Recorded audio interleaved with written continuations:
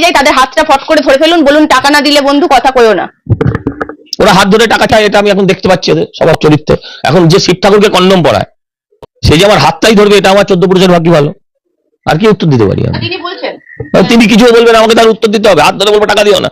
আমি যদি বলি যে আমি বাংলার মায়েদের দিয়ে ওনাকে ঘেরাও করে বলবো, ওনাকে বসিয়ে চা খাইয়ে, আরো কি কি খান উনি সব তো বলা যাবে না, সেগুলো খাইয়ে বলবো যে আচ্ছা ঠিক আছে আপনি এবার করে দিন, চাকরিগুলো দিয়ে দিন, সন্দেশখালীর পিঠেগুলো আপনি গিয়ে বানিয়ে আনুন।